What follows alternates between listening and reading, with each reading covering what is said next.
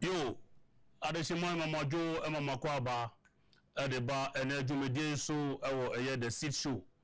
Ene nsem no edonso nanso ye bedo mienu miensem bi mu esuko na ye de enchechemu abremu enchiakase pa na papa bi a osema me money de osemi mfama me ame boss Honorable Kennedy ohene Agyapong na owo Massachusetts abrochimem no hwa no pay wa fremia me ko fire o se opese me de enchiakase pa ema the builder in chief Honorable Kennedy ohene Agyapong enu ti honorable ose me bo anase me kanu enanumre ya ohwe a ubehu nipa kro esane se wa frewa enu ti no ye be hye eno enso na enumre so ese Massachusetts for ade a mo nyina mo hwe the siso mau akwa babium edeba enadwumedie so usomfo the flag bearer na me di enadwumedie mu chiame na me be phone lines no so na musuma eden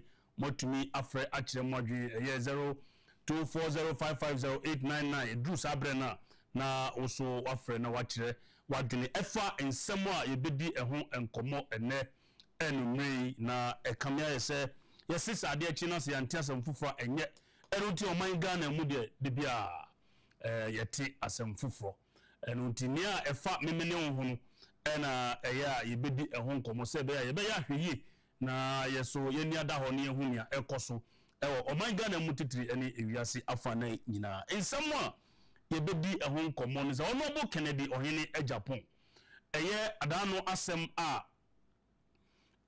yewo government appointees a omude propaganda any fanfare enyema ye bebo nsema mo asa na ye sakasa kese yentumi endi so no eno ne yeka na eno ena ye nuanum a wo mudi wo mudwa e Burkina Faso a wo mo kofa tomatoes e de bre yen ma yeso yetumi enya bi di twi moku didi ye duane kama no wo mo kohia omu wo ya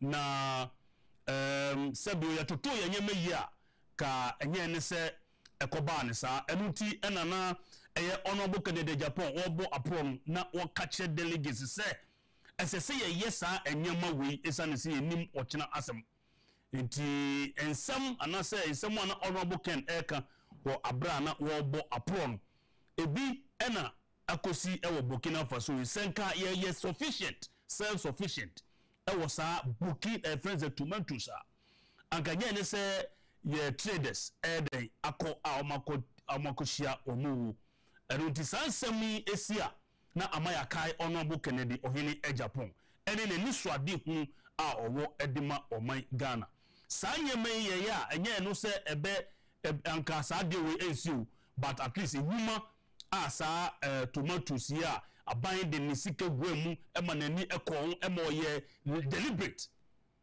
say ye bedua tomatoes no na yatumi nia yedi no aso yeso ama yempo yesan de bia kwa amono ne akabe create jobs e de ama emebunu a sebe jonso adwuma abo mo sene adwonso abo akokọ no erunti ekoban sa no Honorable Kennedy Agyapong na so yeso issue statement na je say ayam hihye e de ma honorable pa se Ghana adehye be ye nkron bi a omahwere wo mu nkwa ewo Burkina Faso wabra yese jihadist bi ebie etruo di gu omuso na omo atu nananom ewo nsiedo ya BBC ni ada international media for kra aiden akova anko yi kra dia manti Honorable Kennedy Agyapong yam ehihye no so tesa nsem we a na ne yam ehihye no nti the statement abeto abontin oma abusuafo no yakọ oma abusuafo no yakọ enunti se production mo fan to screen so ma me na me nkenkan kakrama ahwefo Honorable Ken's statement on Burkina Faso killings na je say ya wosem mejiri se mu nyina mati bi but honorable eso de nano atu emu Ken's statement on Burkina Faso killings. Ken's statement on Burkina Faso killings eno na me pese metumi ekenkan kakra edema ahwefo ifi Honorable Kennedy Agyapong asuye justice enye we na make we aha eno na eda so meda se papa na if you honorable Kennedy Agyapong na suye na what say I'm deeply saddened by the reported attack in Burkina Faso that has claimed the lives of innocent people, including some of our fellow Ghanaians. Not just say ya bebre say ni raho say Burkina Faso memu hono ye kunkunkunkun nkofobia Ghana for adehye so can say my thoughts and prayers are with the families who have lost loved ones in this senseless act of violence. Not just say adia esi wo hono nyansa bakokura enim ehunhia say obi kwakodi nidwa na nkofo bebie etro ediagu sa nkofo wi or say in this senseless act of violence no family should have to endure such pain, and as a nation we share in your grief. I urge our government to work closely with the Burkinabe authorities and regional partners to ensure safety of Ghanaians living and working across our borders. The security of our citizens, wherever they may be, must remain a top priority. Not just all chair aban say no ye aban enye enya nkitahudie one Burkina Faso mpanimfo no enya nkitahudie se beya saa ewu a sebi nyansa bakokura enumi eto ebetwa ewo ye bibi memu ha. So terror and extremism continue to threaten peace in our sub-region. This is a stark reminder of the need for stronger religious regional cooperation, intelligence sharing, and decisive action to protect lives. May the souls of the departed rest in perfect peace. Ghana mourns with you, Honorable Kennedy Agyapong, and Nasuye Edisa, insemi abetuga na dodona ebo nsem diama ombo nsem diama honorable. So also de nanu atum na baby ehia kese ne se o hye anase ofre ye mpanimfo aban mpanimfo so omunya ne ebe ombetumi bia ne mfa nhyehyɛ emu akwam se be ya Ghana ni bia baby owo bia no ebetumi ayeden abone ho ban senia ada aban ma omo adehia omo aman foforo asono nti honorable ne nsɛm a ɔde etu dwa ɛno na afei so nsɛm a mene me guess ɛbɛdɔmo asukɔ ɛda numere sɛ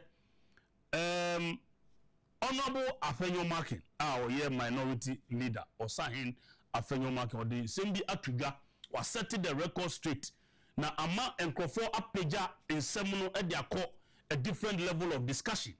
Say ebi abonsama man say why bold na why den watumi agina brane aka nokra ewomu nokra ene say oni Honorable Kennedy Agyapong omunyonkofo no esene enua ede kra na womu a omanfo mu asen ene omanfo mu efutu kra no twaka bi edom ntam a enunti onfa ensie say obi Honorable aye papa de amana onfa ensie nti waka kire amansan nketahudie no mu kura no wode atudwa se ne business abra na ne business ho ato atwe ebia na ne business ekofom no otunani a onyu bia no Honorable Kennedy Agyapong and the man $5 million. Yes, you heard me right, $5 million.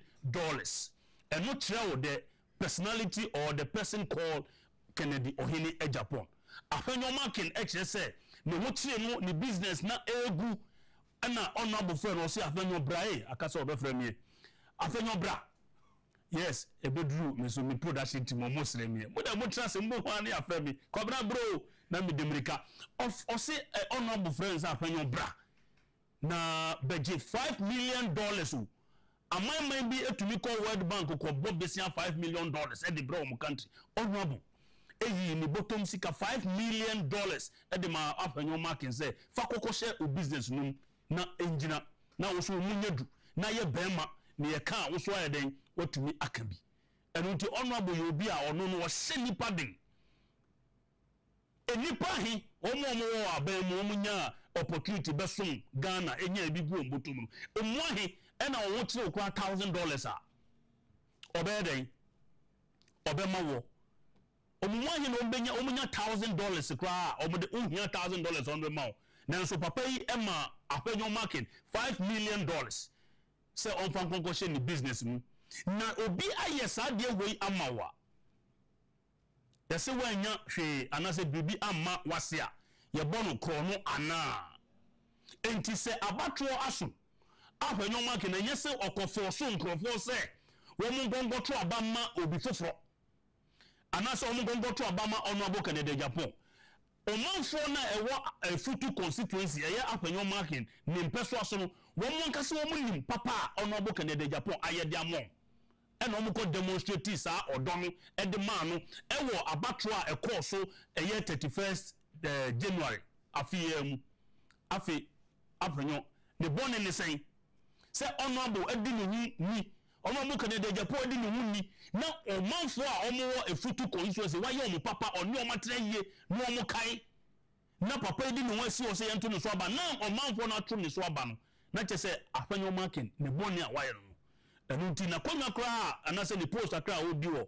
ɛyɛ mmarahyɛ badwam no ebi mu nyaayɛ koraa anka yɛagye afiri ne nsɛm the good thing is that ate sɛ party mpanimfoɔ no ahyia mu ɛma ɔmo yɛ sɛ saa nsɛm no deɛ ɔmɔbɔ agu ɛne sɛ ɔmo gu yɛ nanka ɔmo agu a anka ɛnyɛma a yɛde bɛba ɛyɛ party no mu megye di sɛ ka yɛ nyinaa yɛni ɛngye ɛno nti loyalty ne yɛfɛ no loyalty no where has it gone to the video bi a mɛbɔde akyerɛ mu a ɛyɛ honorable Jeff Kunadu Eastern Regional Chairman for the New Patriotic Party a wɔsu hɔ na abɔ no obi amu no nea ɛyɛ ne ya a nso ɔkeka mu ne sɛ ɛma ne yɛ ka na ɔmo bi na ɔmo nte aseɛ sɛ nkrofo bi a ɔmo susu sɛ anaso ɔno esi su bia sɛ ɔwɔ hɔ bi ɛna honorable Brian Champo yɛ ɔmo papa no ɛne saa nkrofo no ɔmo ne nam ɛka sɛ ɛnya no korɛ ɛya honorable Jeff Kunadu ɛya ebra na honorable Kennedy Agyapong ɛka saa asɛm wɔ mu bi na ma yɛdi you didn't say it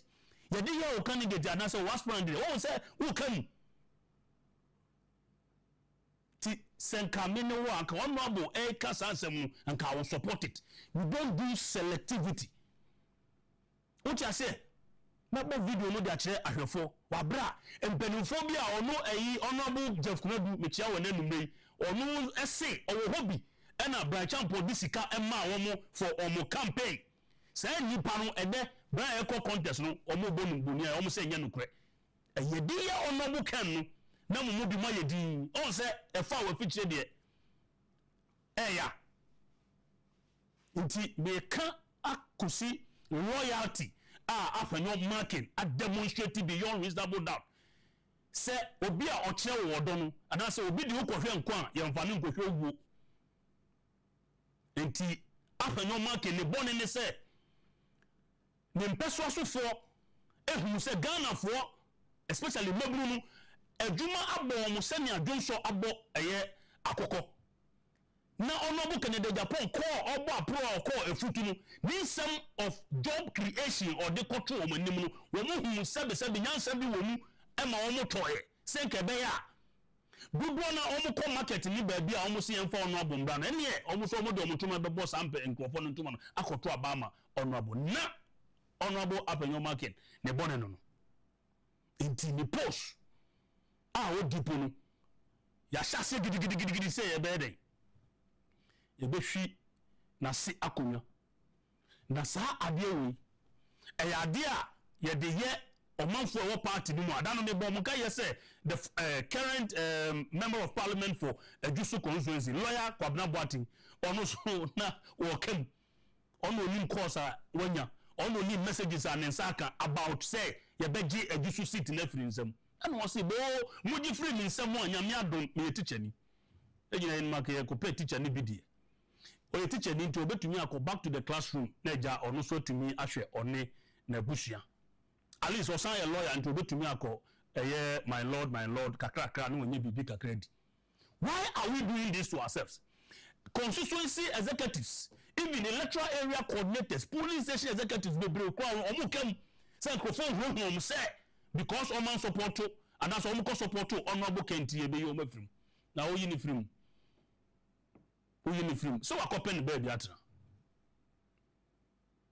yes enti yɛne ɛyɛ communication officer a ɔwɔ Futu constituency ɛyɛ abranteɛ minia twotwo mutu ɛfɛ no ɛyɛ Ellis Otabel yɛne ne bɛtwetwe nkɔmmɔ ne ya bisa no ɔmanfo a ɛwɔ Futu constituency no kwan ya omo fa saa asemi omo so mu sen na ono angasa so na dwene ne sen na ono oben afanyo market no afanyo market ofa saa ensemi ofa ne sen nye nyina yesua bribi de afrim se so obi ye papa mawa obi de wo kohwe nkwa senia honorable Kennedy Agyapong edi nipadom akohwe nkwa na omo de owuo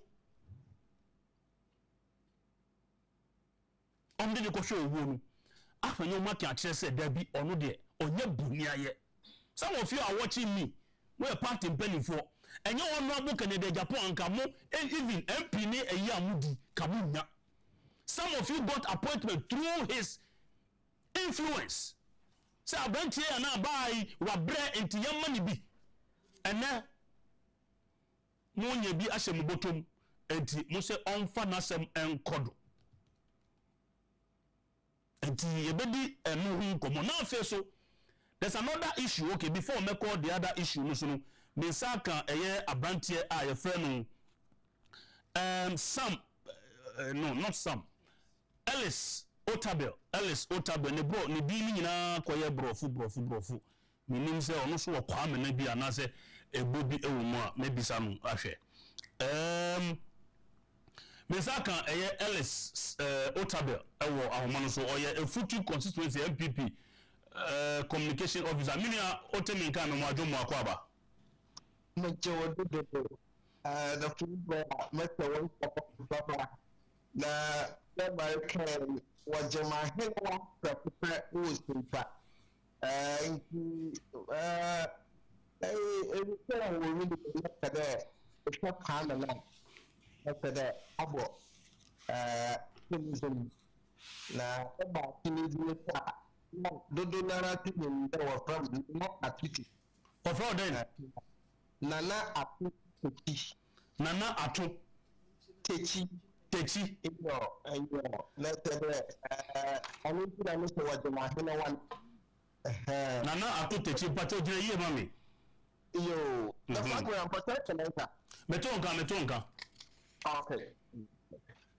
okay na Efutu ati oh, adomara pa timpaze kodo yeguda yebo aboa ye ho dem party general secretary that to go yeguda ye kinya ye ho na but awo ma oye ye paying ye nyina ye tumude odo abotere zi na koye fapem za agyatu de party ni be control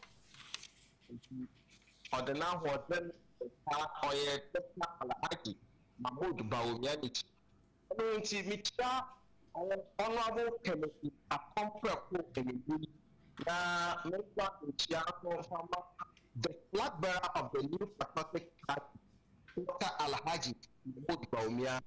Now, the leader of the party in parliament, Osman Alexander Afeman,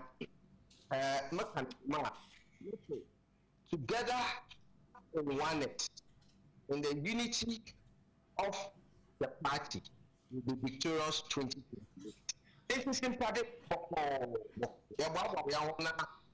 membership drive on the gas taxi. It is to be say simple. Okay, me bisa me main question.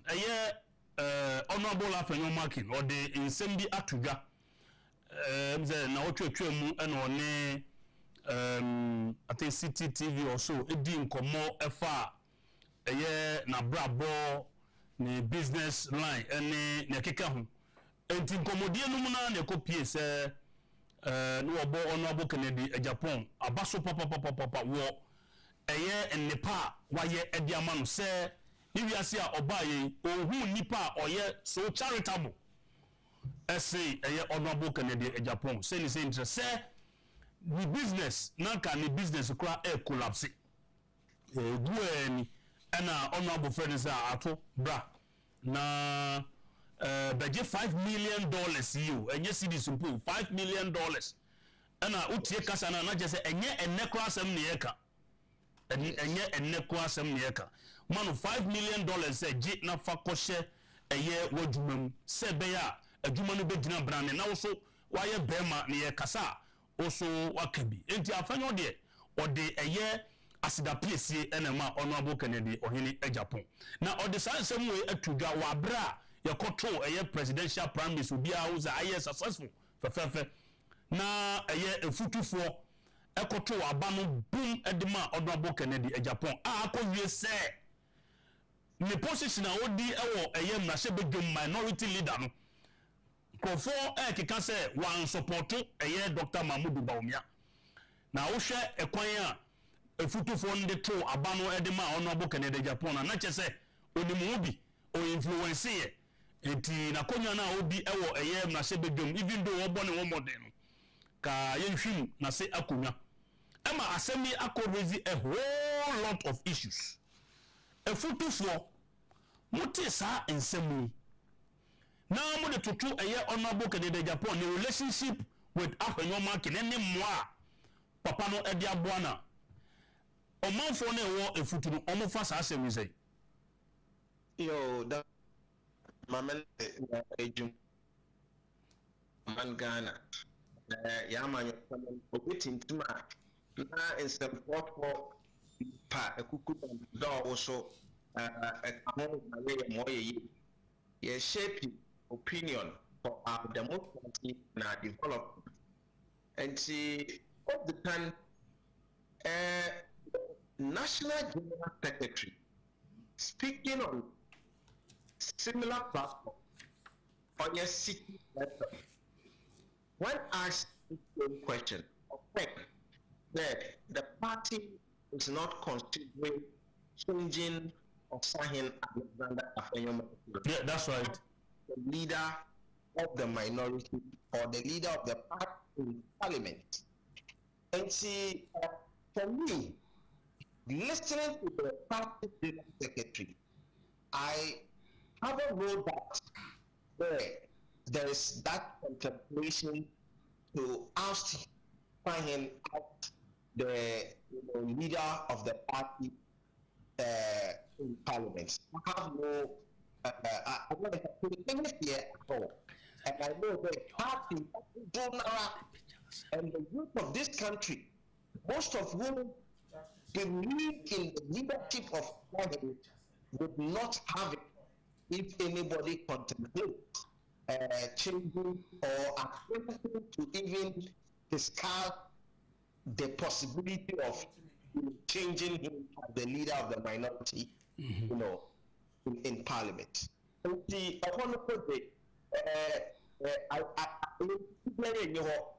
if we took constraint, so there will give there, the president will lead the party to victory. So not the minority cohort to go to His Excellency Mahmoud Bawumia meeting, and they pledge their loyalty to him. And he much along with you. Let me quickly discuss, his relationship with Honorable Kennedy Agyapong. I would not go over the relationship and stomach na attachment part Kennedy Agyapong on the Australian one fan and dead back on to one fan and dead back one fan and dead near no only the business partner no one so lawyer Nyama na mere barbecue. It all reports in the public domain. Otahin has said over and over again his relationship with Honorable Kennedy Agyapong. But what I want the party people and ask the youth of this country to take and to learn from Otahin that we should protect loyalty. The flag bearer. Yeah. I'm saying that the youth of this country, the youth of our party all members, well-meaning Ghanaians, should take this lesson from Osagen Alexander. Lesson, Ben. That lesson is the statement of loyalty that the constituent of the people made during the contest. Meaning, constituent na yet that some part a particular part of the honor in Japan or the constituent or the man of finding not in constituent to be kind. I won't be going listen the supporter when second from Honorable Kennedy Japan. But we recognize what he did right. And that is the lesson I want Ghanaians and the youth of the party, the New Patriotic Party, to take, that we should protect loyalty. And that is what the people of Ghana need. That is what the party needs at this moment. So, about 2024 election, a future would remain one of the constituencies to be mentioned for giving Zongo win. The Zongo community in the future is one of the polling stations or the electoral areas that will be a reference point anytime we are talking about, the Zongo vote. And that electoral area giving overwhelming win for Dr. Agyapong. The entire constituency, we gave a rule that most of the constituencies in this country cannot compare in terms of percentage, or even if they're nominal, the votes we gave to Dr. Alhaji. Now, say, what person say, or month for a foot, a drew a year internal primary, sir. One more choose, and also one more Abama near one more penny. Nasa ekobase dodona at the end of the day and call the omo pekrana one loyalty towards the party and that was what was demonstrated in 2024. That's what you are trying to say. Exactly the fact that's what I'm saying. Center one checker one loyalty to Dr. Mahmoud Bawumia. Let's compare both of them. Okay? One wins, one votes, and one damage in terms of percentage. Now, one was in Ojuma, so would have retained power in 2024. We show loyalty to the cause of the thing. We don't really care who is the black man. What we care about is that the party that believes in development and freedom, okay, leads the country.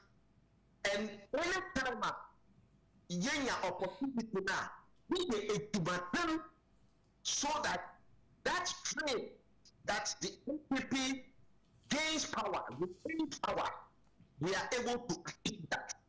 So, about that, make it also when you Christian vote, none of them for the new vote for ordinary minimum. Other constituencies were going down. When a lot of countries were losing their seats, the future remained one of the four constituencies in the central region that had their seats.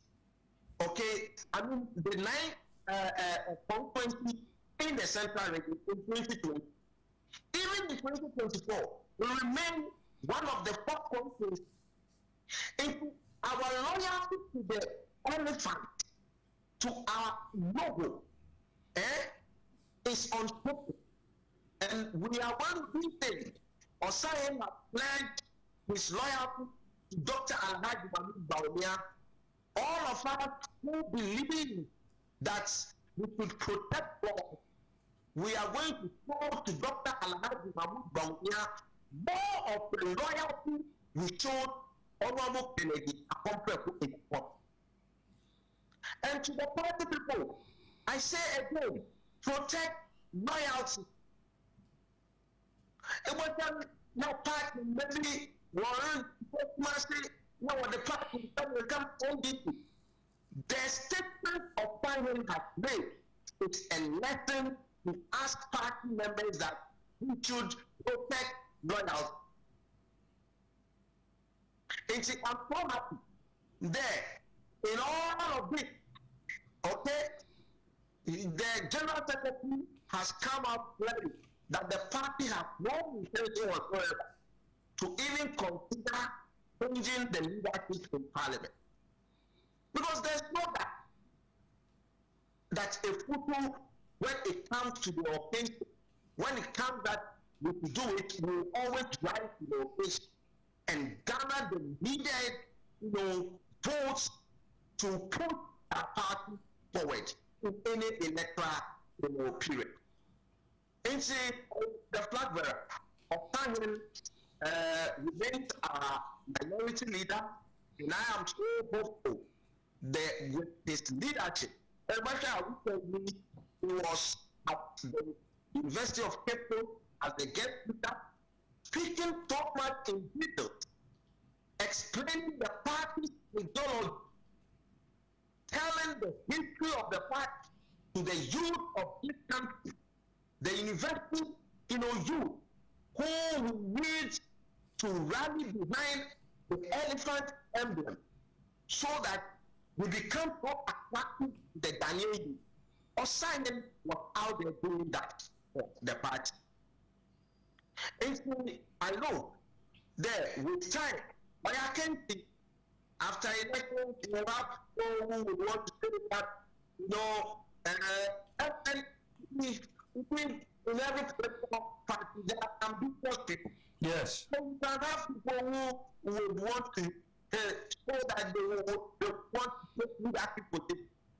Okay? But let's ask ourselves, in this very time, who can lead the party in power? In this very time, of all the members of parliament in the minority, who has what it takes to lead the party, to frame a party like the MDC, a party of hooligans, a party of people who intimidate, who harass? You need a leader who is so strong and brave, okay? Who the NDC fear a lot. Why did we retain Dr. Mahmoud Bawumia? The simple reason is that the NDC are scared of his policies. And it is the same reason why Osahin is being feared. Because the intellectual power exhibited by our leader in parliament, the NDC cannot match up to it. And he is always keeping the NDC feet to the fire. He's always keeping their feet to the fire. So once we give him the support, he will deliver the vision of Dr. Alhaji Mahmoud Bawumia in parliament, and we will take back power 2028. The flag bearer. Yo, medasi papa na semeti wasi yedia na sebe be like the issue of loyalty must not be underestimated. And then Afenyo, by all standard, he has made a big statement on the issue of loyalty. As I say, yes, so that one more year, Papa, they will continue to do the good they do for people. Afenyo, yebebon sem ediaman wa ose wonti asese wa show loyalty. And then wa babonte abeka no kore edi akire wiase afanda nyina se bo mo wo bie montia munsem na enso afoforo so na okasa no oka draw some relationship between the people of Efutu and then asin baby ono afri honorable Ken free what betumi ama yecheche mu kakra you see, it is just we can say we are now a clean constituency, even though we are not banking apart. How? Okay. Also, although and with them are our between yearly death. Oh yeah, Kennedy Agyapong, of course, school, set form, or back, or Winneba Secondary School. And Winneba is one of his own. Okay, he called Winneba his own. He has classmates in Winneba. He stayed in Winneba for his sixth form. And Winneba is one of his own. A lot of officials come in the Accent Central Constituency. Yet to go to and most of us have families in Accent Central. And for the two leaders to become father and son, brothers, business partners, okay?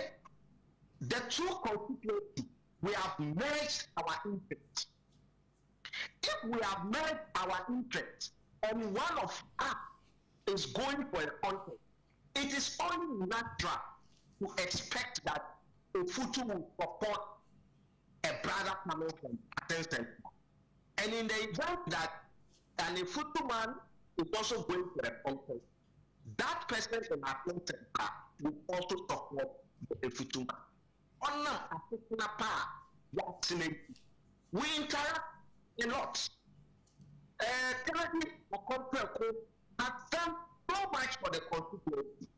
On an American, I would not be mentioning in particular. Yeah, because you will not be mentioning. Let me mention. I want to mention. Apart from the financial support now, Honorable Afenyoma Kiankasa Tunenumutu, what we know is that Honorable Kencity Agyapong provided the constituents with work and pay. In 2018, Honorable Agyapong, Kencity Agyapong, guaranteed the acquisition of Suzuki vehicles for youth in the constituency under a work and pay scheme. So I say we plan yet say omanfo asinkra edwa kakra say adena obepo mu akọ efutu. The other point is also that agriculture and transport aid. He provided a tractor and as tractors for rural agricultural use and supplied 22 brand new taxis to support people in the constituency. Infrastructure investment. Honorable Afenyoma King, is constructing a major information and communication technology facility. Honorable Kencity Agyapong ICT Center or the two-story, ICT complex. The flag bearer,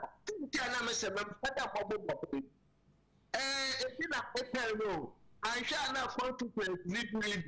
Yes. A good to follow to what to get any. Assistant of what being assistant of the other. I shall not deep on a national television. But the constituents know. The party people know. And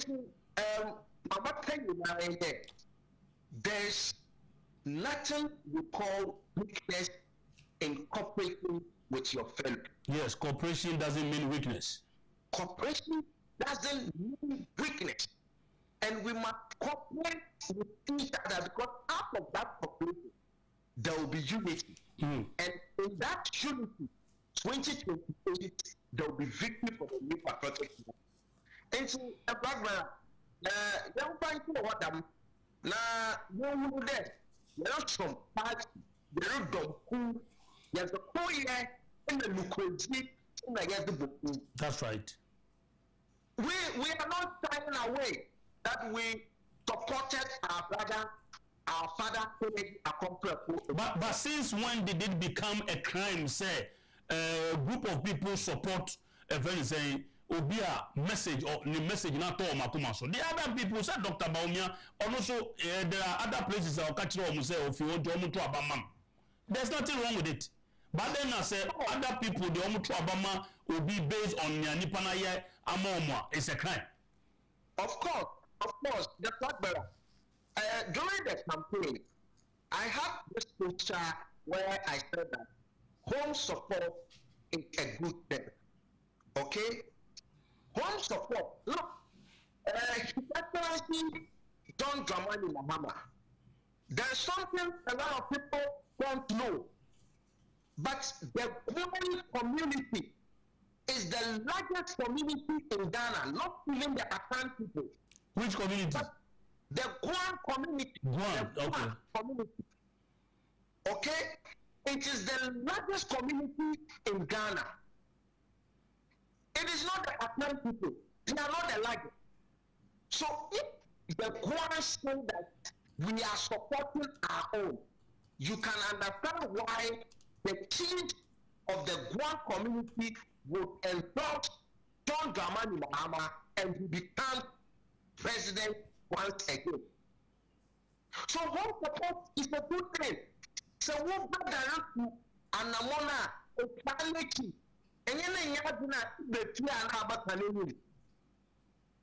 if you have any misunderstanding or disagreement in terms of poster, leadership poster, you say it once you are prominent. But out there, you must give him all your support. The moment you show fragmentation, you have weakened yourself. Okay? And that will go against the strength of the party. And I bet all people that let us show unity. There is strength in unity. In that strength, we win. We become victorious. All right. All right.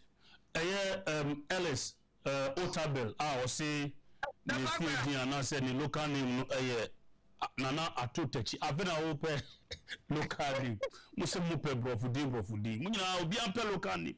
Nana Atotechi, and Yanekasa, one communication officer, Dema a futu constituency, and unti Yabedanas, Wakasa Papa. Na if you were now answer na Yanene Bekasana Manubu so America, ye Ghana for omo. Actually, woman kwa every year Burkina Faso, woman mokofe tomatoes every me tumenya bi ediye ye nyama no omukoshia omuwo ya na ebra na sasem wei abetodwa production mun video mun cheme ni na ekoso wo eye Jubilee House baby a omampani aso ye won ebra na eye sasem wei abetodwa Ghana fo edi hu ya o etwa adwadwo esu ebisa ensem no na eye Jubilee House de asa pa presidency chooses jubilation over mourning ye di asa omo de omo nti se odogo bi enu abe aha nti abra na tomato fo omo kofa tomatoes omo se nyina mami emze wan na no ye se den na abiebie ni nsem a o di asa no sa nkofo o makohia omo wei o man ko Burkina ama omo say nyina obi anya tomato sukura no watwu ni fie na asemi aba na yese women in government media o say bibi sa na omo di asaye bon se mom pa o masa no so efe o hwe vice president o sheki ni body efe pa enti e bon maba so se eye tomato for beye ensun enwotwe ekonkon omakohia omuwo ya nanso asa kogon ekoso ewo eye the Jubilee House of this country. Now last time emra ejando de trending issues ebre ani ye kasafa eye Russia brantien bia obaya oni ye manu be ye I mean 3 seconds na 2 minutes na panyai be ye 3 days na 30 ma 40 follow me na omudiachi follow me no omudiachi ebi attribute to a whole lot of reasons say juma eni ho ne ade but me bisa question bisa bayo ba ko an owo oye juma wo ba bia na Russia ni ni wono ono na ni tua pa se abrantie no de ma no bese eko oye jumani an owo nso no so ma no kwan enti how do you defend say a lack of a very say ejuma but well follow me na saa same way ena Sam George or your minister for communication maybe na minister or foreign affairs minister any deputies ni akeka omo na saa same way form na so Sam George o se o hwe ye data ne call ne boy ye din on hwe na on ye ho adwuma onu de Russian sem no be kan bi ena ensem na omo di free opposition propaganda kasa den a ba ba mu a omu hu ni omu ye no enu bi ena o ye se obemma ye de Russia ni na bagana ma ye de na court so mbeka ya meka o se adwuma de o se Russia aban no omu mfa omodehye emma other countries like that o meka o sa adwuma de o so and so Sam George you know be making sure say that propaganda spirit no is still in governance. Sa se mo a wo be kan yi ojo wo aka wo be hu say Russia unless under extreme situations or circumstances na say or no Sam George nankasa dia betuga say production mumban will say Russia will not extradite its citizens and or dia to no say the Russian ambassador made it clear that their constitution supersedes any extradition treaty. So Russia will not extradite its citizens. We can be or say the Russian ambassador made it clear that their constitution supersedes any extradition treaty. So Russia will not extradite its citizen. Sam George, communications minister. 18 February, that is Wednesday, 2026. Confirming what I said on this show.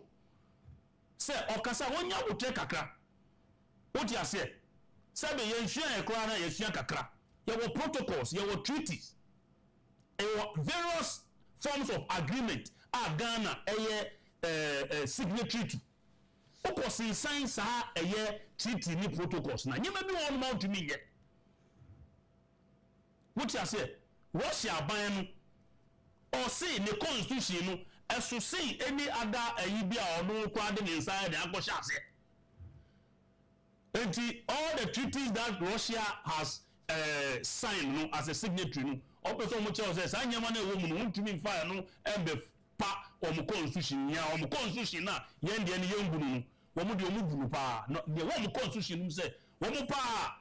Say a branch ya or very better 30-40 okui, ma better 30-40 okui. Say Ghana for say ye per se ye try and where ye court unti young fan man no musi Ghana money bo. Na sa branch no ko buy no say e bi am penny for Russia penny for kwa nim because how do you know? Say Germany no ye no more the information how do you know? No akofana bre Sam George say fa no ko e court ben reach of the court. And I want to say what to one DSTV is in some data and some internet in some Ghana for a doma kumaso. Share national issues. Nejai sign him with Edema a very say one more a year, one more juma, say one more a bay. And also your best so. And then the last one is that make catch them will be said. The reason here now a bit more at a bino person will be the Chief Justice. Mame Gertrude Tokonu if you want to say you say you be en sakan Jean Mensa and then the deputies. I said it here. Enti me catch them say mo be hwa immediately I be Tokonu every home Gertrude Tokonu every home. Ko so afa messages ni bra na me kenken bi ma. Ye yi ma me Tokonu free ho pe. Me ko dem me catch them say petition no kwa na ye de abada da na ye de gu ba bi ye hwe Tokonu de no ye the target ye nyini fi ho ne empake court no ne emfa achieve ye objective ye wepe ne akofa maame adukwe Jim adukwe Benson de number EC chair de aba so ma ye yi maame Tokonu fi ho na ncha ena omode sa maame so de ye Jim Benson de ba ye I said we get the national chairman of the NDC crack as a bamino or among whom would it. So some of us knew say ye Tokonu and few whatever they want to information now ye blow yanu and say yet move on to screen is man production or say a year CJ finds nothing wrong with EC chair and that's no. We every a year omampani asu we got the February 18th, Wednesday 2026. And also petitions for the removal of the electoral commissioner, deputy commissioners, and Bakuna account or no de Onukran. Following the receipt of 7 petitions from various individuals and groups for the removal of the chairperson of the electoral commission and her deputies, and 3 petitions for the removal of Bakuna, President John Dramani Mahama, in accordance with Article 146 of the 1992 Constitution and Section 15 of the Office of the Special Prosecutor Act 2017 Act 25959, referred same to His Lordship Justice Paul Bafo Boni or no any pamo mame the Trutokunu Adeno eto neso. And on 25th November 2025 to determine whether the petitions disclose a prima facie case or not. Also, by a letter dated 26 January 2026, the Chief Justice informed His Excellency the President that no prima facie case has been established by the petitions to warrant any further investigations for the removal of the Electoral Commission Deputy and Omoma Kafeles Kwache Fushune Diabani. Opeso Chan is media and kofobi the petitions by say ye easy and the deputies in free home. Omampeni the command the Chief Justice Bafo Boni, according to 146 no senior Etienne Mranage Esieno and or the command Justice Bafo Boni na Justice Bafo Boni asade ama president say enyaso bia ni so say yibeyi but unim sa and some way amakofa be. I'm telling you, somebody want to appear nice, somebody wants to cover certain things about the removal of your friend saying Mami Gertrude Chokum say be ya ye kan ye say ye yi na free ho because of ye Jimen Santino and ye ya be no to say oh Jimen Saprano ye nya yi no na akoba say yes sa pa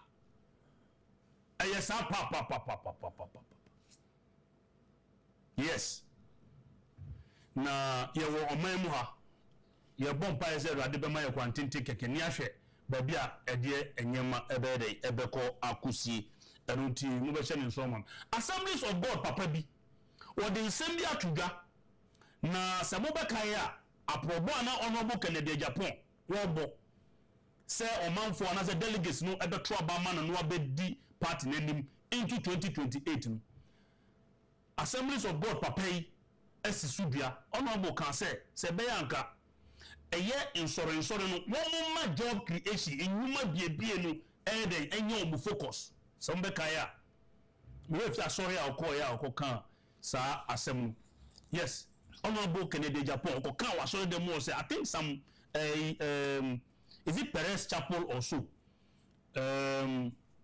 also for Ajinasare I want to believe say honor akokan sa ensem na mumba me say enye no kura na me correct me hu ensem of papa yi kan ya ne say uhwe adwumadi a ensore edia ehun be hia say ensore no bi omusika because ensore ne bebro no ma nyame adom omo capital on betumi dia bi enhuma ma enyabu ewo saa asafonum anya bi aye uhwe presby wo press printing press kese pa me gidi say emebru anya adwuma ho saa business no eniwa anka wo mo ye adwuma so mo ye 20 kura na ka ebia badesa wo motifi enti insori akese no wo mo si dan akese ni adeade no onobo Kennedy Agyapong etwe wo madwini esi so say so wo nwini ho a wo nwini how to create businesses because enya bone so say eye asori benya eye adwuma oye ema income efrim eba na papai Assemblies of God man supports Ken's call for churches to create jobs. Bitie sasa when I'm saying no beche enenuri. Production yan gogo tie say ma papa ne kan enimra. Asia for kwa buruchira. Omku bi adwuma. Munimza. Wa China ni aba ha o ye obi adwuma da. Na wo Ghana ni wafa China ni adwuma. Obefa adwuma. Obeba okuro ma befa adwuma. We wunni adwen edi bi adwuma nti ono beba bi adwuma na wafa o. Jai say aban ma omo de forget about that. Ghana for kwa buruchira you could be sorry. I'm telling you it's true. Sorry ni e could be. wade enim yɛ asɔre bie de bi asɔre sesesese ba meke wa me tia sɛ ade na ɔsɛ sa ɛsɛ sɛ yɛnya adwen bi a ɛyɛ nimdeɛ adwen a yɛde bi adwuma na ɔhɔ na medwendwen ho a na mehu sɛ yɛ Assemblies of God yɛwɔ university yɛsan wɔ senior school Methodist for university Mensa Otaba wɔ university aban wɔ ne universities sɛ dura wia paa na nkɔla yɛ ɔmo yɛ vacation classes yi ɔmo akɔn na ɔmo kɔ a ɔmo kyɛ dwumfoɔ ɔmo bebrebe yɛwɔ universities ahodoɔ ɛma obiara tirim sɛ ɛma asɔre biara tirim sɛ yɛbɛbi adwuma na yɛbia university na nkurɔfoɔ nkɔla ne nwie school no hwan adwuma na ɔmo nkɔnkɔyɛ is my question. Methodist for me adwuma, Assemblies for me adwuma, Pentecost for me adwuma. As far as I know, that's what I know now.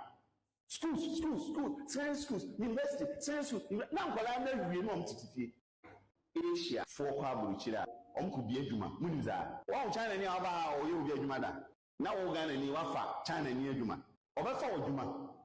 Obefa kroma befa adwuma. We wouldn't have a be adwuma nti ono beba be adwuma no afa. Jai say aban mo de forget about that.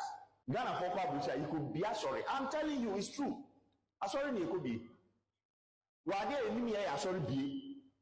Be sorry, say. But making one me just say, I don't know say sir. As I say, yenya adwin bi a ɛyɛ nimdeɛ adwin a yɛde bi adwuma. Na ɔhɔ na medwendwen ho na mehu sɛ, yɛ Assemblies of God, yɛ university, yɛsan wɔ senior school, Methodist for university.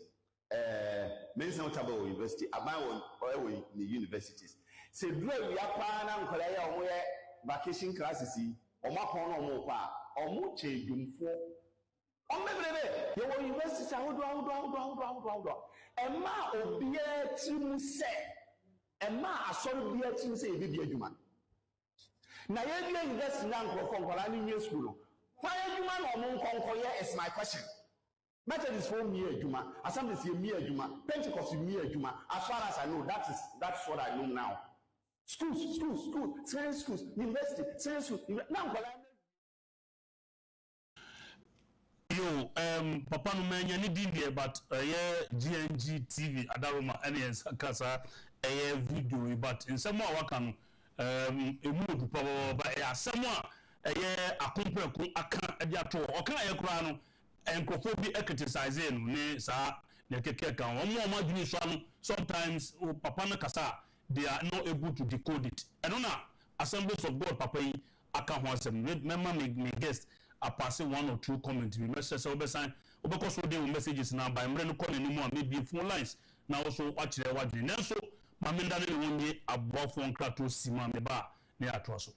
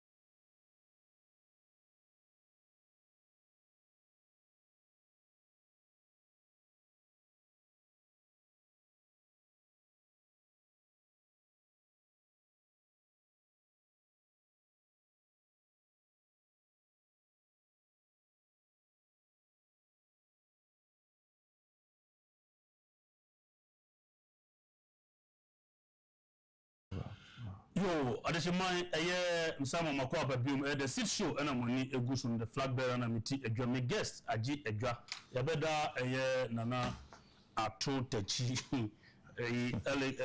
Ellis are open for India, and I said, Chidi India Canadian, is answer Makofa Abba, and Uti Beshan soon.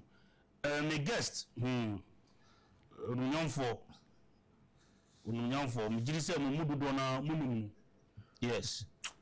Na meka onu munyamfo ano osre onim se mehuo yesusu wiase se oba be ye nipa kese e wo man Ghana mu ya fra no kwaku adubuahin wo hwe ono so ni din na utia kwaku adubuahin ankofa brofu din bia amfa menti mu a monyenyem na afa na mu be wo muntu enkola no local names no munyini a wo mafele so mu ye Ghanaians or your associate president Edima Ejumoko from Ghana Watch Initiative International. Ghana Watch Initiative International. Not just Omudi Omushe Ghana ne Ewiase Afana or your associate president. And that means I can Kweku Edubwa mini amwajumo akwa.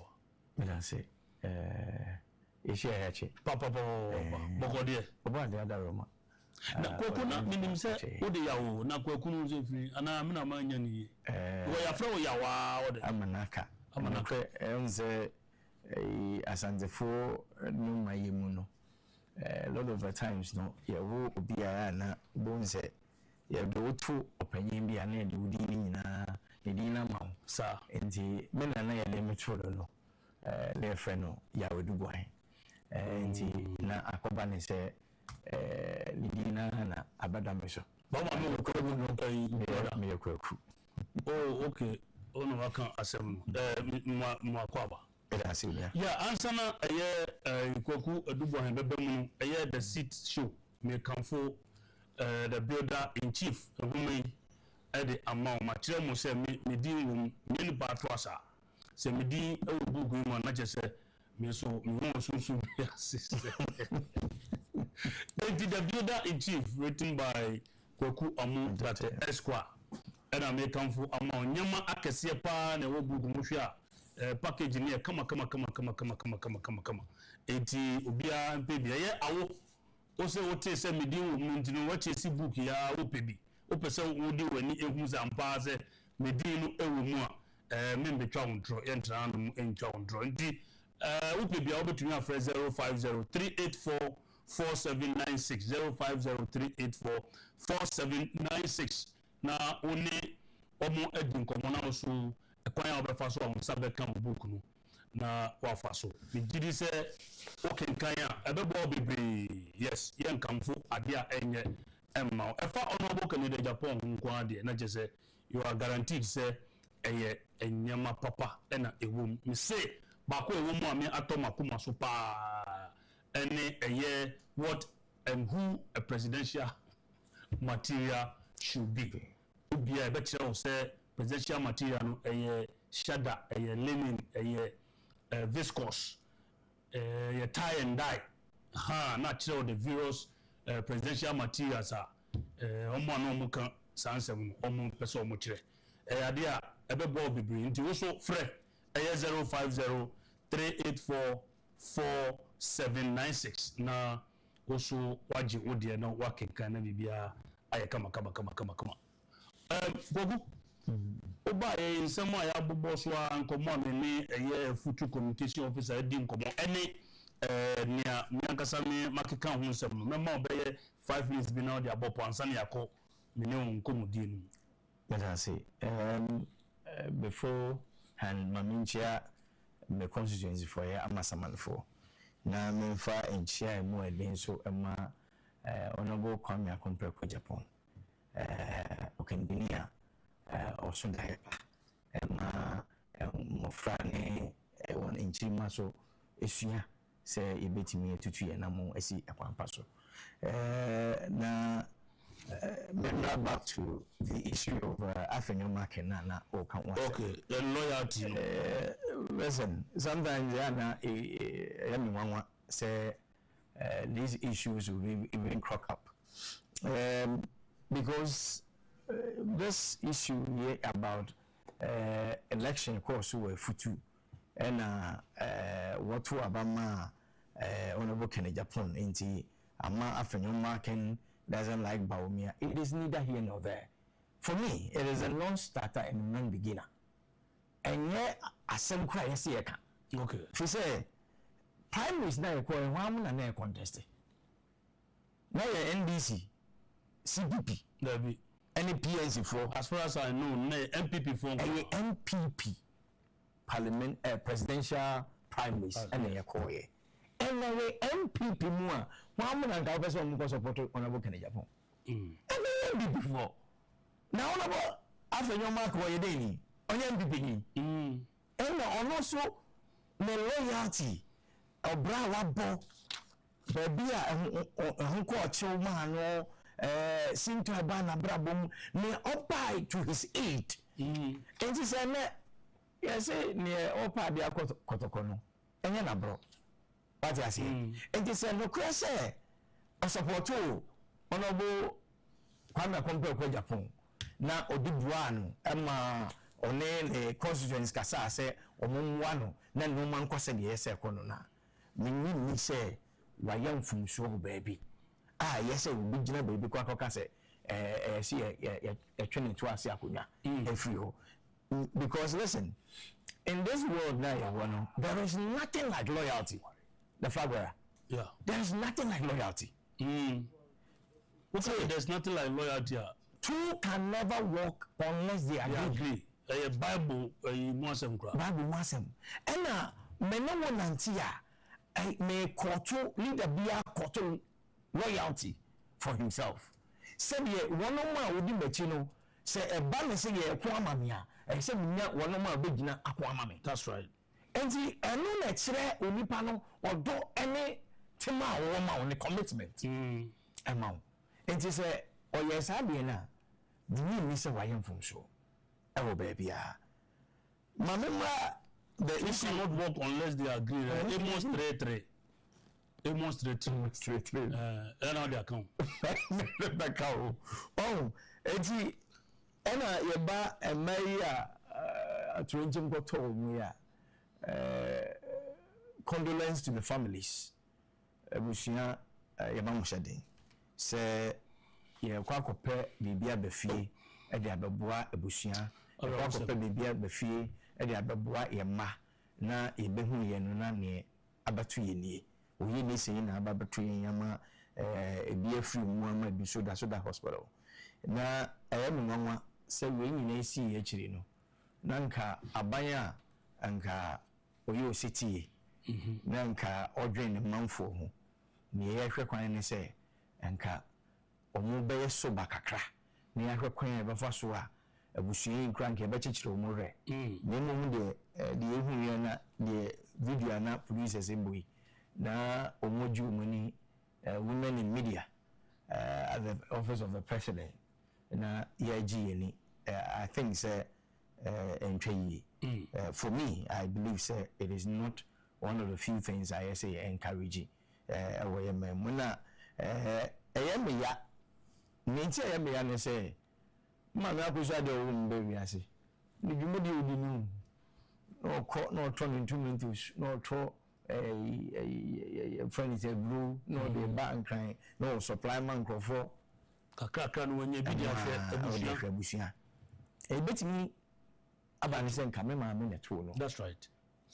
What is it enti me yapa ena tomatoes say ye ko Abidjan and I say Burkina me kwa fa tomatoes wo ho say if a desert country like Burkina it's me irrigation and tomatoes ebusu wo ho a mo ton a ene na Ghana akakakra the flagbearer because the titi wona ye nyi me enim say the ye ba bakran di abaku ebetina parliament no ba kumaran tomatoes akumafa tomatoes wa kumadan na ye get tomatoes all year long then the buy ya sisi ni na akaichiri nanka Ghana one of the leading producers of tomatoes abanese na Africa dey say yakọ Burkina na kwa tomatoes ya ba beton e Ghana ɛnyɛ adeɛ a ɛtwa yie. Then the EC issue no crowd and then na mpɛ sɛ mɛka ho asɛm bebree because yɛnyina yɛnim sɛ na plan ne sɛ yɛbɛyi Mame Jane Adukwa Mensah ɛne Bosman Asare mu afiri hɔ na akɔba ne sɛ sisi ya no yɛahwɛ yi a yɛbɛfiri wura no kwano no ɛbɛyɛ too clear too clear sɛ ɛno ara na ɛyɛ target no ɛna yami ɛna mo me yɛkɔkɔpɛ ɔmayi ɔmafiri hɔ nti medeɛ ɛm sɛ ɔmuhu akyiri sɛ Ghanafoɔ ahu akyiri that's right neɛ yɛpɛ sɛ yɛyɛ no yɛho yɛn ada a di pɛfɛɛ sɛ yɛpɛ sɛ yɛyi nkurɔfoɔ ɛfiri hɔ nti na ɛyɛ sɛ because wohwɛ the cases that were leveled against Adukwa Mensah and in nkurɔfoɔ na even to a point where a member of the Electoral Commission, a worker their staff you are suspended for gross insubordination. A trial petition say me a suspended menunguano a breach of work ethics in Tiano and Tian Faninaso in Yadukwa Mensah. To say their petitions were frivolous, petty issues. You are not buying up until you am fast. And I am there, say Chief Justice. Say there's no prima facie case establishing some of these things. And the air made the power. That means I see also for no some more kind. Listen, Barbara. Yes. Let me be blunt with you. Say, see, I know. On my there were 1.3 million youth graduates out of University of Unauthorized. Omo Sani player omo free university mo aba Unauthorized. Meanwhile, the universities are still churning out graduates every year in, year out. And then Emma Ghana for bebree na umani na so say enka Honorable Kwame Agyapong and the flag bearer of the New Patriotic Party, and thereby becoming the president of Ghana by 2028. Nanko de Mfidijuma. Abababua. That's right. Na emabuna yin adwuma nye no omonye biaye na emum no ye delegates no so ekwochire omadwe no mo ka be fufuro. Yeah. Ye gidi say ye papa washase he started visiting some of the regions and yuma o share na say obeye even whether he is the flag bearer of the president of Ghana no and I say wa anya kra obeye no. Who was I say quite probo. He say whatever he said and the opportunities now identify, he will execute them.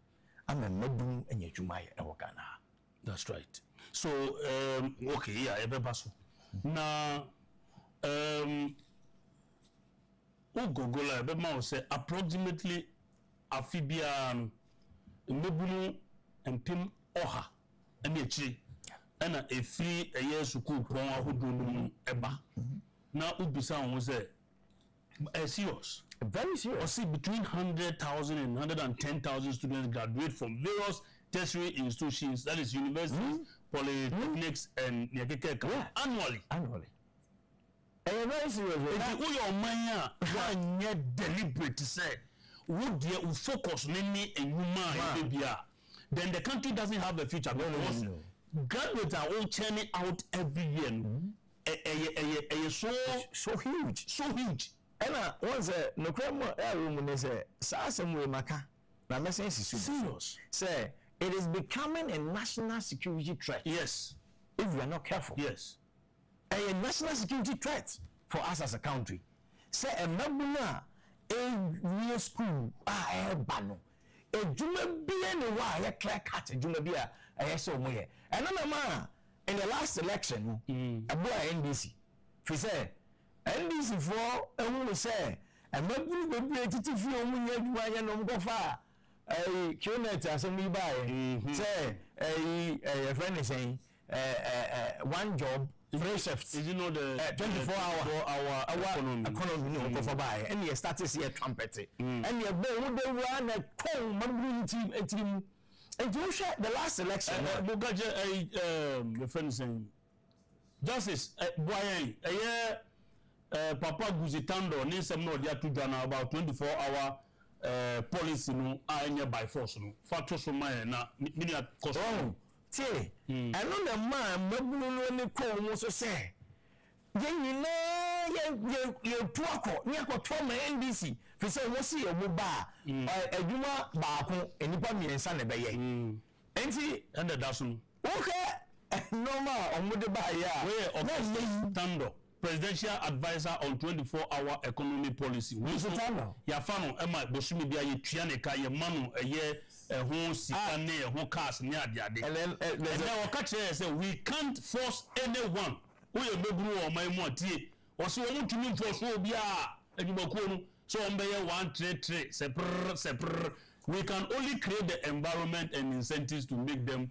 want to do it and so about women one can say and go far emebulu be university graduate na no we are there you will create 133 and a presidential advisor no you two o mampenifu efasa am 24-hour economy was say and by force so tom say we a company obey 24 and I say 133 meanwhile this is a committee and I say authority yama omo approximately 110 million so say omo set up the 110 million dollars so omo set up the 24-hour economy secretariat say sika no be dunia create a year factories akese ama emebunye bia you see the priority share the Asante Steel Factory honorable Kencity Agyapong build along the motorway stretch yes approximately $68 million. Almost 1,000 and over. And just say a 24-hour economy and a secretariat and jandam some. Now ya idea or more about brown my Ghana. And says idea to we. A bit me create a lot of job opportunities. That's right. But me kind of graduate was here. Says ye de biba munti ye de bibi ebe ye milu ene ya rich chinga wom ye wi a be ka che Ghana for say adwuma no enye by force eno ane ne ye hui nanka as adia committee amaset authority amaset akọ parliament you ready bill on it ama president assenting ne signature to it adia chinya na authority no head no abeka kire no tu omofu efa eye enye by force so company be 24 hours. Yo, Daniel Jumo or the Aba YouTube or say the base we move and or the Aba or Sunday about say the base is here to stay and Daniel Jumo and the Aba Afi a champion Kwame or say good evening flag bearer Sam George Apu and or the need Aba Kwame Agyapong a champion which was on some George Rough, because of senior Yen Yaman. Charles Newman, or see the base, more fire, and or the Aba, if you Agyapong, or see the base has come to stay, or see MPP, a good, and after was on the see the base, Ghana first, and or the Ghana flag, no, the Abe Boho. Minia, a free last week, me, some of my guests, and ahwefo omo aya omo frɛ ene omo de messages eba no dodo na akyerɛ omo adwen sɛ no kure sɛ honorable Kencity Agyapong ya to aba ni wie wakasa as a statesman wakasa as a party person o si yegyina ni si ye no yenda radiasi esane sɛ radi no nimnia oyɛ yegyina yemfa ye support emma Dr. Alhaji Mahmoud Bawumia waka na utie dodo na honorable wakyere na adwene sa no mpeso mu kyerɛ sɛ honorable de wakyere na adwene sa ne sɛ bi mu kyerɛ sɛ honorable Kencity Agyapong wan for so omo sɛ omo mbe support no enu ntinu sɛ ono se okɔ ne MPP mu a omo ema no kwan sɛ wonko but ontumi enforce wo mo sɛ omo nimachi sa asɛmwi mini mpanimfo bi atransi ama even those mpanimfo no crap no they seem to agree with in someone callers ni viewers no texters no ede eba no sa asɛmwi be pie waboboa no a wadu yi anything yeah basa asɛmwi so ma no fa enchia kese ma the new leader of the New Patriotic Party Alaji Dr. Mahmood Bawumia na yankasi ya manitiri nkwa na nyame nkoso mo ne ho ban ma menka ne se flagbera it was a contest NPP presidential elections fagberaship contest ni yakoye na contest na abawiye yanya a new person that is leading the New Patriotic Party today. Listen, we signed up for the elephant as our symbol. Yediya yinimne se osunu kukukulu ena yedomuno onu ne yesumuno. On any given day, I will be there, I will stick my neck out for Honorable Kennedy Agyapong on any given day. I will support him on any given day. And as a true leader of our political party, Yatua Benu, I congratulate him. Ketwa. Wakache Nigeria for say, you rally behind the new leader of the New Patriotic Party. Me Ubusamia Mekache say, I feel say Yatua Beria.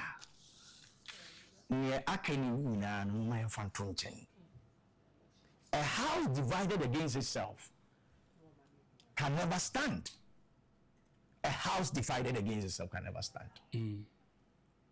Wetime wakame we na ye see we na ye den. Okay, mami so anu am say na okasa no na o che say honorable Kennedy ohine Agyapong ye to aba ni wi nsem bi atudwa me pese ye be kwa kuti nsem ne kakra na yaba production mu yenti honorable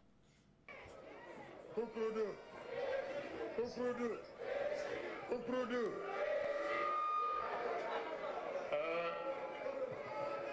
The former President Nana Addo akufo-addo, the flag bearer elect Dr. Mahmood Bawumia, all the aspirants present, party chairman, general secretary, minority leader, chairman of the Council of Elders, and MPP party. I stand before you to pledge my support, also to accept the results declared by EC.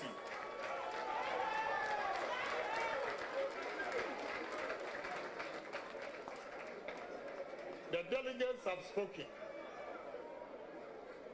and I want to plead with my supporters that they should stay calm and respect the results and help all of us to work together to win 2029 or 2028 election. I want to advise my supporters. First, I want to thank you, but I advise that in election, you can win and you can lose.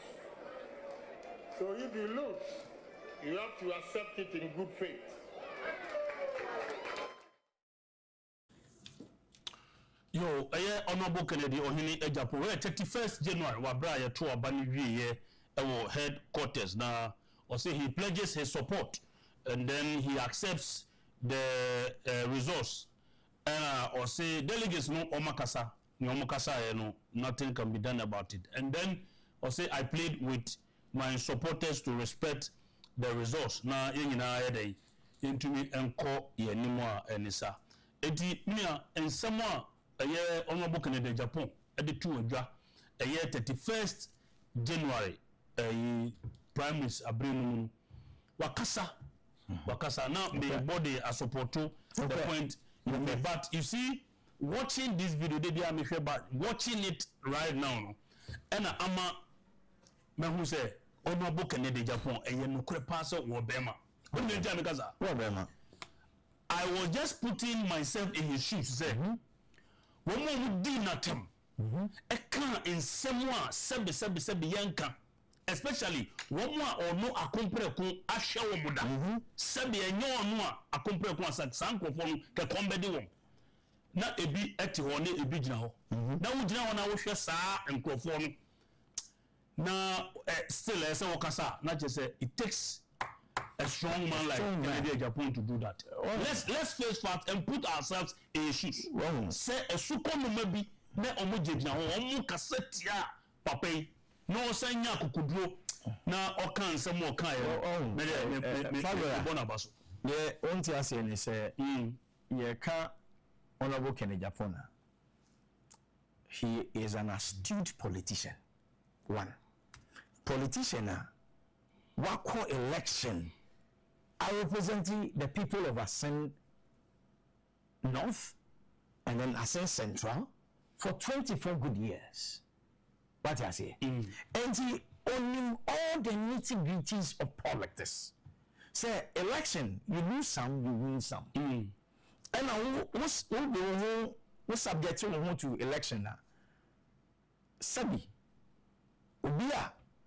Usukra ontimi enwo ne poma o utimi gina bonten cancel the fall. Yes, election sanity and Ubia na ona go Agyapong etiase yes na video crowd and so sacrosanct for me and his quest to tell his supporters say we should rally behind the party and the new leader we have to say yet kaya bani wiye ewo ne campaign office ono opm journalist fu busa ne say ne esi no say mama ye nyina nkam mom let's come together na yamwa the new leader of the political party ma obia anye no can no vote bia sembia and somewhere ma mensi su bia say ona bu kwa me kompare kwa Agyapong o MPP ni ne or MPP needs now,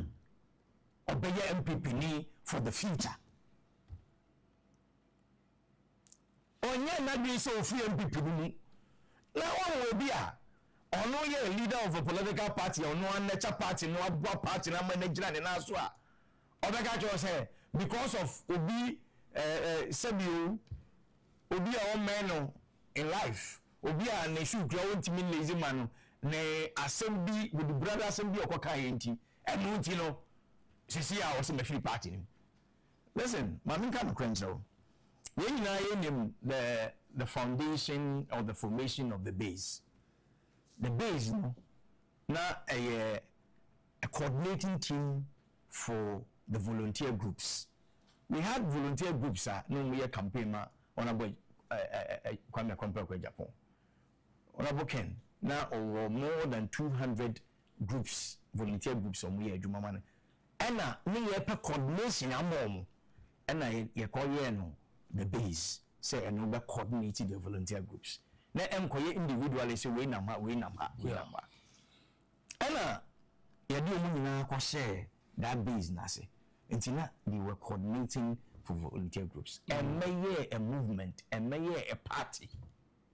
Party ba ko na Honorable Kencity Agyapong and one the NPP and party no ye osun kukuku no and ye som no into osun no echi yedi ye di echi se ne ma into obi biara o habo any feeling biara no minim say ye ekọ so ebinum kasa a me mpesa magbugo mu bi wa ha omu kasa no omu ni ye bi enkaye omuni yeno omunoma yebino ankosa de yese ekono ama ebi yegiatem ebi yebino na omu ka bofolo sam ebi debre yeah enuna ama ye friends the basics the messages no ebi ba no we fi Benis appear or say massa not even Honorable Ken can change our mind.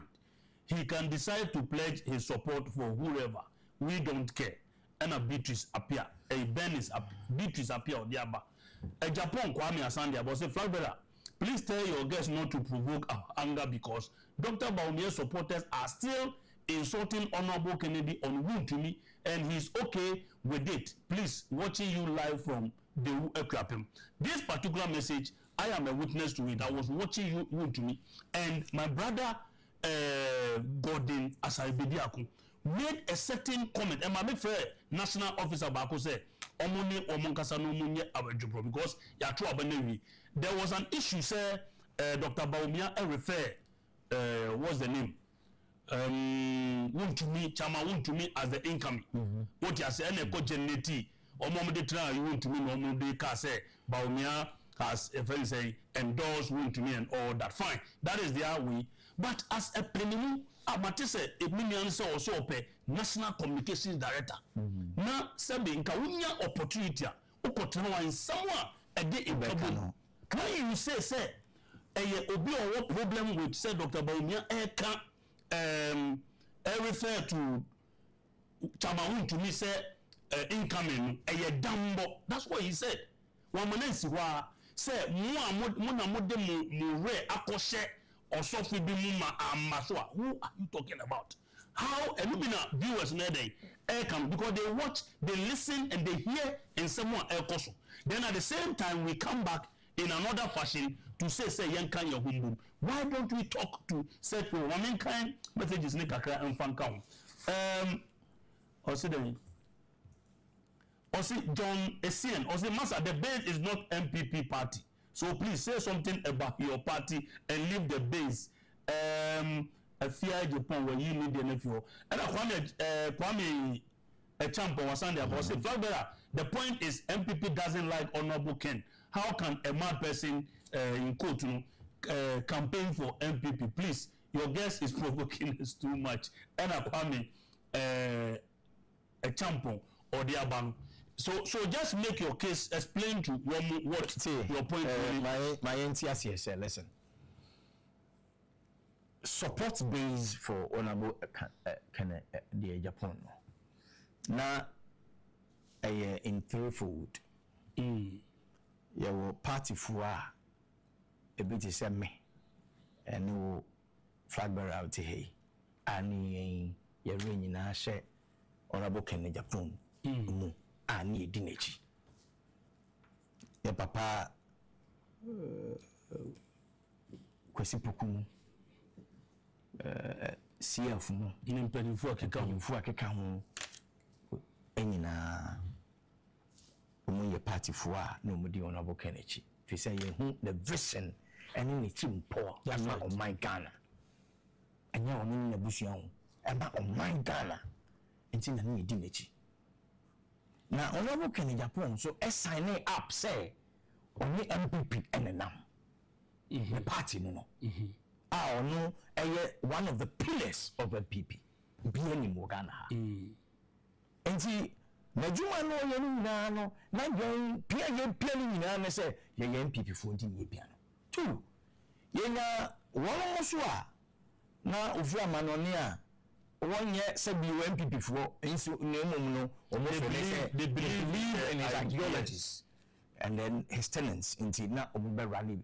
And the ordinary Ghanaian our street in Osua or no so fairly say the Honorable Ken Ba of my Ghana.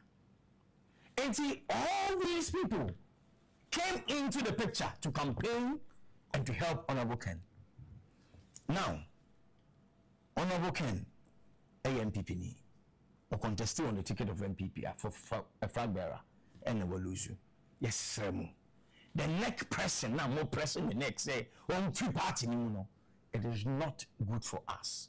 See, if you can read the signs on one kasa, I don't know. Yet you are being no passing me. Or see you name your daddy name. You name your babatsana. And no one be bringing here did that you know. And the person you're pressing the neck, no moving nine. Now you should be name Honorable Kwame Agyapong. Listen, yet Ghana ha and your papa Alan Kojutra Mantin. It didn't break up. And yes, say as I could watching a ball. Oh, yes, he man selection or chain a ball and give me can walk away movement for a cuisine saying a quabato. Don't you see? But let's say I know, say within Ghana, Kwame Kompeku wields a lot of clout. No doubt. And politically, no, obetimi atwe mabulu bebre. Atwe Ghana for bebre aba on the side. But we shouldn't press his neck. We shouldn't tell him to leave the party. Because so young to us here. Now it's here to make here. A bad boy, papa no. Na bad boy also echina. Share. Yeah, share echina sem yenim yeda yenim. Yenim say. Ebetimi aba. Say Kwame Kompeku will be the presidential candidate of the New Patriotic Party come 2028 elections. Ebetimi esi. Okay. Enti yenka yakoma to yeyem. Enfi bebre na da yenim. Oh, bro, why then? Listen, I say minimum for the personal way, say, I say by force, no, but personal there is for personal people invested in it. Didn't you know? I think, sir, it's getting to a time now. The leadership of the New Patriotic Party must call certain people to order. I say, omufre. And Kofono Mukaka can send some basabasano, able to order. Ya two berry, MPP, or Fiachi, and Cabufu Veno. Fabra, or Fiachi, Abufu Veno. And see Yatua berry, then now send the cotton a baby because of Paubi. Because that is what is making people alone. Yeah, no one catch any Nippon say, Omrane, the Yen Cameroon. And say, me come bomb. Me kan bom na se tafa che adwuma wo ye ma the winner no victory ba the winner no edu be she baabi ama wo so waye de esne me ni obi di nkomo. That's what the person said. He said me mra na me be ye adwuma na nkunubie mra na abrantie soso nso obo ni di no onu benya minister na se CEO ndi no one na busua because ono compare say nipa na o make reference say nipa na so na ti another platform so edi honorable Kencity Agyapong but I think say the point we need to stress here is that some of them are trying to say well they have not stopped honorable Kencity Agyapong from joining the New Patriotic Party. As for them, they are individuals. So support honorable Ken. They can that's many of them, that's their point. But I like the way I now call for Agyapong. I think that should be the Agyapong. And no question say. The question say. Say yes, say. She say. Nothing. Challenge ya. Enti yenyan to was ye by your home. Okay. Na yantias yes say.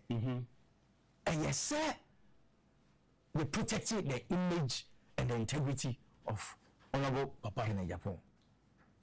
If you say party no or signing up for no. Or signing up for the party say or the boy MPP. You see you if you move. Say baby we are at the crossroad. That's right. And the party needs to rally ourselves together. You want to was here. The base, you know, I for me and you for me because I need the beboa Kwame Kompeku Agyapong. And to me, say, Ella, the pedi enti on the person of supporting the party of support. Now, base now won't come one was an hour.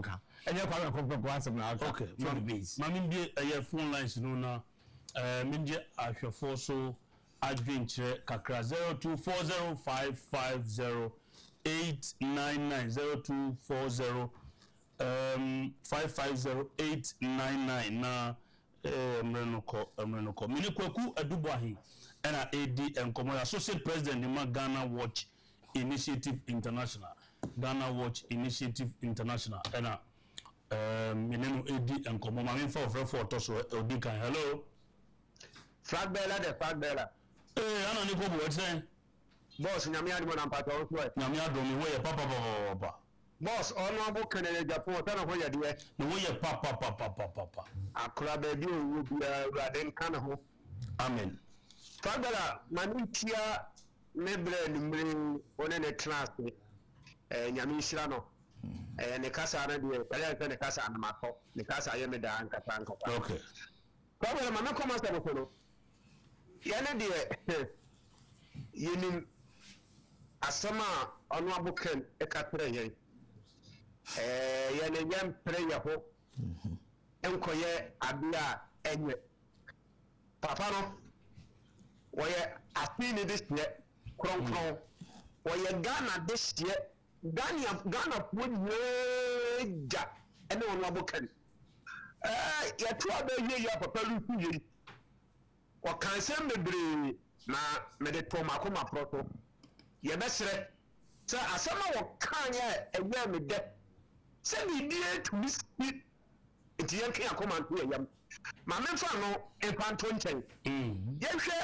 NDC amamuo o mobu fagbera wọ́n ṣe nkọ̀ọ̀fọ́ yìí bá 24-hour economy ọmọ di yẹ campaign pa ẹ̀ntú ọ̀bù kàkyẹ́ Ghanafoɔ na Ghanafoɔ binom di saa nkọ̀ọ̀fọ́ yẹ ti kọ́ aba ẹ̀yẹ yẹ nyinam nẹ́ẹ̀tìfoɔ ẹ̀ni yẹ kyikyɛfoɔ na mi dẹ́bi awi ẹ̀yẹ mi jẹ sẹ́ kyikyɛfoɔ su na nẹ́ẹ̀sìfoɔ tu wọ́n yẹ edwuma afe baako ní ẹni wọ́n ama sika ní ẹni ma wa yẹ tu mu fo wọ́n ti sẹ́ saa nkọ̀ọ̀fọ́ wọ́n abada wọ́n yẹ nipa mbọ̀ni a tó ọmọ dẹ̀ ntọ́ ẹ̀na bẹ́ẹ̀ di ẹgbẹ́ náà ebi ntẹ́gbẹ̀rẹ̀ wọ́n Ghana yìí náà tún mẹ́mu ní no náà wọ́n ikú ẹni bí nà ẹ̀sìn no yẹn yẹ yẹn ni yẹ kẹ́ sá yẹn dẹ̀ yẹ ti ẹ̀na ni yẹ kẹ́kẹ́ ẹgbẹ́ bẹ́ẹ̀ gẹ̀ fún ọtẹ Ghana ebi ọ̀nà ọmọ kẹ́n ọdún yìí sọ bẹ́ fún ọmọ ẹnu wọ́n wọ ẹsẹ̀ ọmọ aná pẹ́ ní sọ́fọ́ kan ní asọ̀rọ̀ sọ́ ní bí asọ̀rọ̀ yẹn ni yẹn ní sọ ọmọ ọmọ kẹ́n bá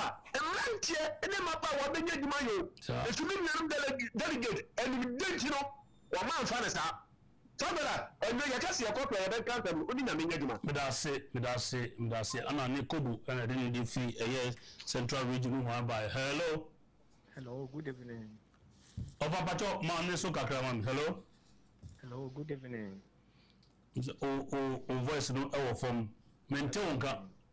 yeah good evening. Yeah, please, how are you? Hello. Fine. Hello, good evening. Yes, sir, I can hear you now. Yeah, please, I'm Patrick. I'm speaking from Huawei.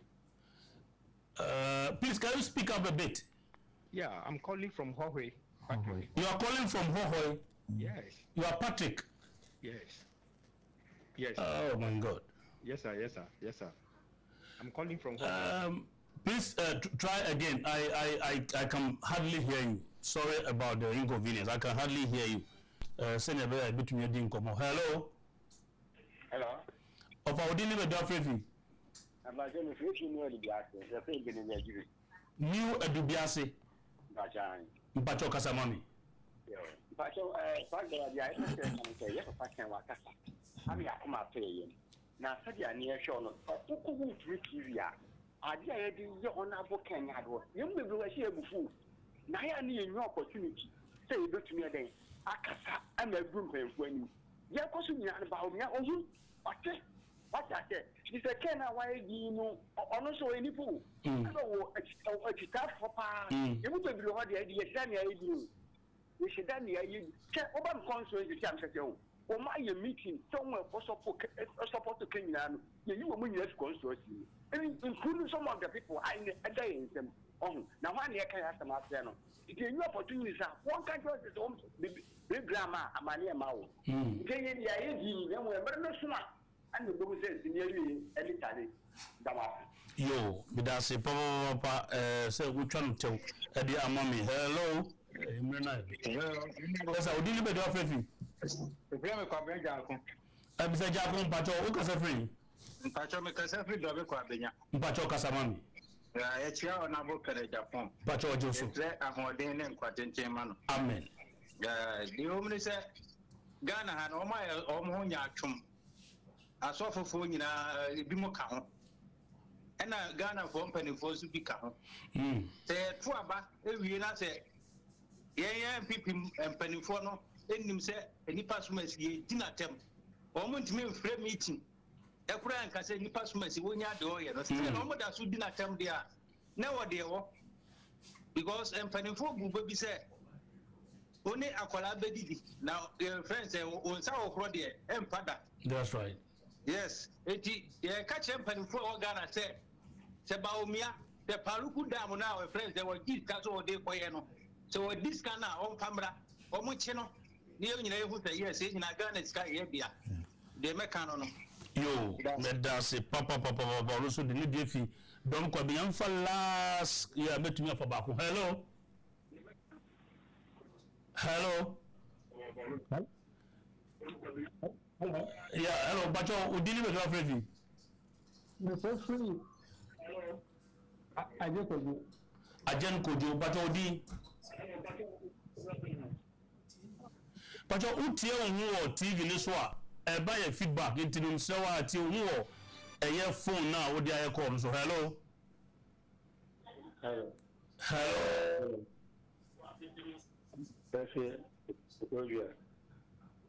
Yeah, but Odi. Vice Assemblyman. Assemblyman. Vice Assemblyman Kuruja. Vice Assemblyman Kuruja, but your Casamami. Patron, my more in almost to join me now about it here. That's it. Let me see you reckon at Agyapong.